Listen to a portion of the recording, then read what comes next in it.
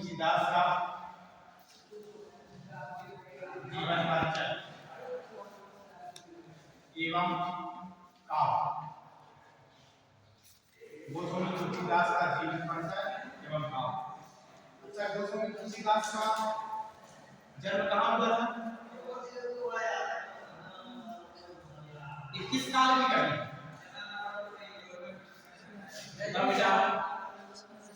किस काल की कवि है? गोस्वामी तुलसीदास जी किस काल की कवि? कृति काल। बताओ बेटा, आप बताओ। गोस्वामी तुलसीदास जी किस काल की कवि? भक्ति काल। किस काल की? भक्ति काल। भक्ति काल। भक्ति काल। अच्छा, भक्ति काल को भी दो भागों में बांटा गया है। कौन कौन से भाग? भक्ति काल। भक्ति काल के जो दो भाग हैं वो है, एक भाग का नाम है निर्गुण, दूसरे का नाम है सगुण। निर्गुण एवं सगुण। और निर्गुण को भी दो भागों में बांटा गया है। एक का नाम क्या है? ज्ञान मार्गी शाखा। ज्ञान मार्गी शाखा। और दूसरे का नाम है, क्या बताओ? दूसरे का नाम है प्रेम मार्गी शाखा। प्रेम मार्गी शाखा। प्रेम मार्गी शाखा। इसी प्रकार से सगुण को भी दो भागों में बांटा गया। कौन कौन से? अरे ये हो गया राम भक्ति शाखा। राम भक्ति शाखा। और दूसरा हो गया कृष्ण भक्ति शाखा। दूसरा हो गया कृष्ण भक्ति शाखा। तो यहाँ पर बात गोस्वामी तुलसीदास की चल रही है। गोस्वामी तुलसीदास भक्ति काल की सगुण काव्यधारा के राम भक्ति शाखा के कवि हैं। राम भक्ति शाखा के सबसे बड़े कवि के रूप में गोस्वामी तुलसीदास को माना जाता है। गोस्वामी तुलसीदास का जन्म कब हुआ था? 1889। 1532 ईस्वी। 1532 ईस्वी में कहाँ पर हुआ था? राजापुर। राजापुर कहाँ पर? राजापुर। राजापुर पहले राजापुर चित्रकूट में हुआ करता था, वर्तमान में बांदा में है। उत्तर प्रदेश में बांदा कहाँ? उत्तर प्रदेश का ही जिला है, बुंदेलखंड क्षेत्र के अंतर्गत आता है। इनके पिता का नाम क्या था? पिता का नाम क्या था? बताओ बेटा। गोस्वामी तुलसीदास जी के पिता का नाम क्या था? आत्माराम। आत्माराम। और माता का नाम? माता का नाम तुलसीबाई।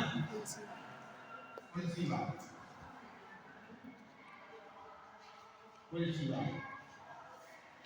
अच्छा, इनको जन्म लेके भी हिंदी विद्वानों के अपने अलग अलग मत रहे। लोगों का मानना है कि तुलसी का जब जन्म होता है, अधिकांशतः हम लोग देखते हैं कि जब बच्चा जन्म लेता है तो उसके मुंह में नाम नहीं होते हैं। लेकिन तुलसी के लोगों का मानना है कि विद्वान लिखते हैं कि इनके 12 के 12 दांत, 32 के 32 दांत निकले हुए थे। उस समय इनके 32 दांत निकले हुए थे। यानी इनका जो वजन था ऐसे व्यक्ति थोड़ा हो रहा था जैसे ये 5 वर्ष का बालक है। इससे लोगों ने या गांव के समाज में उन्होंने ये सोचा कि कोई प्रसाद में जन्म ले लिया है और इनके माता पिता ने धिक्कार दिया। तब इनका लालन पालन किसने किया? इनके गुरु नरहरिदास। किसने? नरहरिदास। देखो, इनके गुरु का नाम है, लालन पालन करता का नाम नरहरिदास है। तुलसीदास के बचपन का नाम क्या है? देशभक्ति। गोस्वामी तुलसीदास के बचपन का नाम क्या है? बताओ बेटा। तुलसीदास। बेटा तुलसीदास को इनके बचपन का नाम क्या है? इनके बचपन का नाम है राम बोला। क्या है? राम। राम बोला। अच्छा बोला तो क्योंकि जब इन्होंने जन्म लिया था बचपन का नाम क्या है? राम बोला। राम। अच्छा राम बोला क्यों? क्योंकि जब इन्होंने जन्म लिया था तो जन्म के समय इनके मुंह से राम शब्द निकला, उसी की वजह से इसका नाम राम बोला पड़ गया। इनकी पत्नी का नाम क्या था? रत्नावली। पत्नी का नाम क्या था? रत्नावली। और रत्नावली के वजह से ही इन्हें बैराग पैदा हुआ था। रत्नावली किसकी पुत्री थी? दीनबंधु पाठक की। किसकी? दीनबंधु पाठक। दीनबंधु पाठक की पुत्री थी रत्नावली। नोट कर रहे हो ना बेटा? दीनबंधु पाठक की पुत्री थी रत्नावली, और रत्नावली गोस्वामी तुलसीदास की पत्नी थी।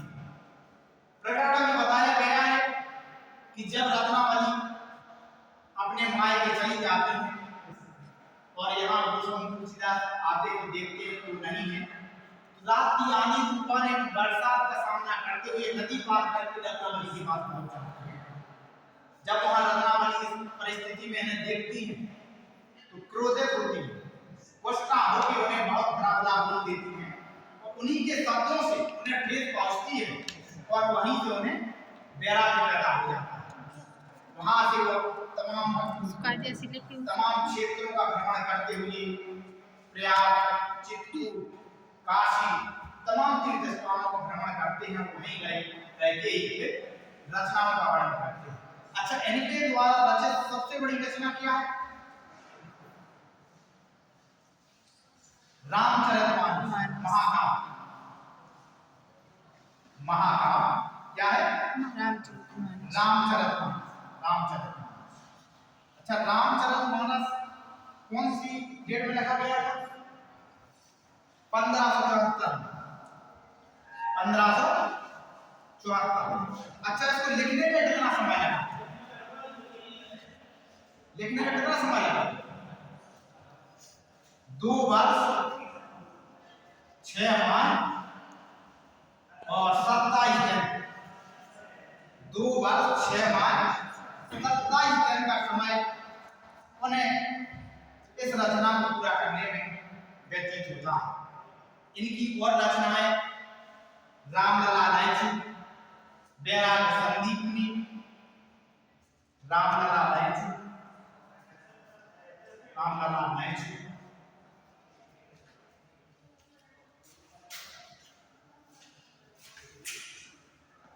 बैराग संदीपनी, पार्वती मंगल,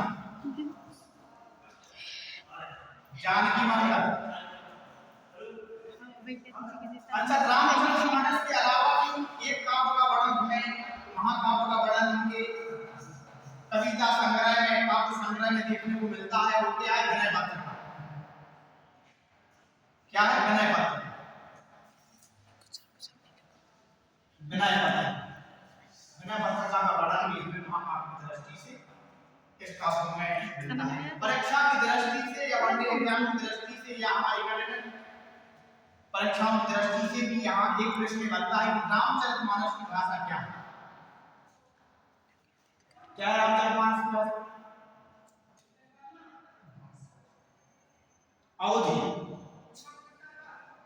अवधी भाषा में इस काव्य को लिखा गया था।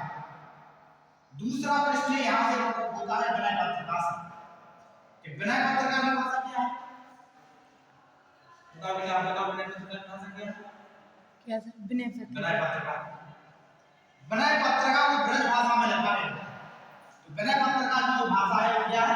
ब्रज भाषा। इनके ज्यादातर काव्य अवधी एवं ब्रज भाषा में लिखे गए। इनके ज्यादातर काव्य ब्रज भाषा एवं अवधी भाषा में लिखे गए। एक प्रश्न रामचरितमानस की ओर प्रकट होता है, इसके कांड को देखिए। रामचरितमानस में कितने कांड हैं? कितने कांड हैं? बताओ बताओ। अरे एक कांड तो है, लेकिन 7 कांडों का वर्णन है। रामचरितमानस में 7 कांड हैं, जिनमें पहले कांड का नाम क्या है? बालकांड। बालकांड। दूसरे कांड का नाम अयोध्या कांड। अयोध्या कांड। तीसरे कांड का नाम बताओ? अरण्यकांड। अरण्यकांड। चौथे कांड का नाम किष्किंधा कांड। किष्किंधा कांड। पांचवें कांड का नाम सुंदरकांड। छठा लंका कांड।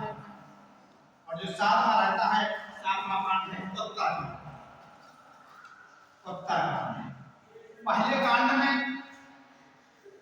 भगवान राम के बाल रूप का वर्णन एवं अयोध्या का वर्णन देखने को मिलता है। और अंतर कांड में जब वो रावण को मारकर पुनः अयोध्या लौटते हैं, तो उसमें लव और भरत का वर्णन मिलता है। इन सब के चर्चाओं के बीच एक प्रश्न और हम लोगों के बीच बन रहा है, तुलसी की मृत्यु को लेकर। अच्छा, इनकी मृत्यु कहाँ हुई थी और किस साल में? बताओ बेटा, आपको बताओ। गोस्वामी तुलसीदास की मृत्यु किस साल में हुई थी? इनकी मृत्यु जो हुई थी वो हुई थी 1623 ईस्वी में काशी। काशी 1623 ईस्वी में काशी में हुई थी। ये नोट कर लो।